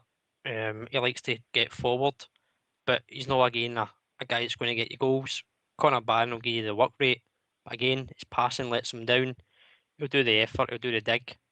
Diamonde, he's got the legs and the ability to run all day, but he doesn't. So the midfield is very much all kind of the one attribute that they can bring. Whether you leave them back and take them away from a forward threat, I suppose you could try it, but if it doesn't work, again, the way Tav's playing as well now, he's more coming infield. He's not going down the line. He's kind of that inverted fullback. So are you really changing anything too much if you're bringing Tav inside and putting the two back? Where does it come from? And if we're noticing that Nico Raskin's trying to do everything himself just now, or we're kind of picking up on that and saying maybe doing too much in different positions, but Tav not be doing the exact same job. But that's the problem, mate. Is it's the manager that's got inverted fullbacks who are coming inside when we're playing a left footer on the right side and a right footer on and a right footer on the left side and a left somebody that's predominantly a left-sided player on the right. When they take the ball, their first instinct is to get it onto their preferred foot and cut inside. Whereas Tav should be bombing down the outside instead of coming inside, and all they do is run into a roadblock, a defenders. On the legs, mate. They're running into all the legs. Aye. And of course, the opposition are all aware of this, mate. They double up on our wingers all the time, and we can't come through the middle because we're too central. Midfielders are no creative enough, and we just hit a roadblock and end up passing the ball back again. You see it every game, mate. They run, they stop, they take the ball for a forward pass, the forward player passes it back to them. The next thing you know, it's back at the centre half. It's every game it happens. Would you think it's fair to say, Fox, because I know people would like to hear your opinion, the centre halves touch the ball far too often for me, and a lot of the time the two midfielders are right next to them, so they're too far away to create. Aye, probably correct there as well. There's a lot of wee short passing in our team as well, where players don't take the responsibility. I like players that, like say when your midfielders, when the ball's passed for defence, their first instinct should be to turn with the ball, no pass it back the way. And that's a thing our team is terrible at as well. Do you know what I mean? Aye, but there's none of them that they don't think like that. You know, Connor Raskin's had his moments when he was playing well, but he hasn't this season. Diamonde, he's the same. Isn't a great striker. The ball doesn't make many passes and doesn't run into the box often with the ball. You know, and if you think back when he came into the team and he scored a couple of goals quite quickly, the edge of the box. Hearts and St Johnson, I think, with the games. I think, if we're honest, the ball under his shin, you know, so because he's not really shown that another man that he doesn't strike, and he doesn't make a lot of passes to hurt teams nearer in that final third, Robert, does he? No, he doesn't. And he can't really run as well cleanly with the ball. Walks. You see him on Wednesday night, he done a turn, he ran with the ball and then tried to do a pass out wide, getting intercepted. But when he runs with the ball towards goal, he ends up running into trouble. Can't get out his feet. He falls over. He's clumsy at times. He's just not got that kind of ball control ability to run, make a kind of Joe Aribo-esque kind of way that he used to do it. Again, that's just what I'm saying in terms of the midfield. They're all kind of the same attributes. You've not got somebody that can take the ball and carry us forward 20, 30 yards and either have a pop at goal and trouble a keeper, maybe get a second bite at it with a loose ball, or get a pass through. It's an area of concern, but again, you could say that for every area park, but there's thought for process and what you can do and how you can change it, but it's the same players you're going to have to ask to do it until you recruit. In the moment. Anyway, we've reached that time of the evening. Last word for your good self, Bob Chair. I agree with what you're saying, Robert. You just look at the last two domestic games against, excuse me, against Falkirk and Livingston. When you think of it playing two sides of that calibre, and I'm being respectful here, they never created a lot of chances. Christ almighty. Did he joke about funerals again, folks? Whatever you do. No, they never created a lot of chances in 180 minutes of football against two sides of that calibre. Sides that Rangers really should be brushing aside, no matter what kind of squad we've got. So yeah, we have got a problem middle of the front, and it's got to be addressed in January, surely. Anyway, thanks for having me again, lads, and all the best tomorrow night, and I'll see you in the coming week. Enjoy the rest of your night, folks. Cheers, Bob. Yeah. Cheers, Bob. Last word for your good self, Fox. Good night. That's a nice short one. Robert. Good show again tonight, mate. Good discussion. Again, look forward to the game tomorrow night. Ridiculous kick-off time, as we know. But let's hope we can take the same momentum, kind of attacking threat going forward, and take our chances when they come and get the 3 points and up the road, nice and warm. Yeah. Listen, can I thank Bob Jeff for joining us? Of course, great to hear for the one and only Fox. Robert, thank him for doing the show. Fox for also doing the technical, supported by All School Blue. This has been Rangers Radio. We will not be on tomorrow due to the crazy kick-off time. But we're back Monday talking about all things Rangers. Take it away, Mr. Fox.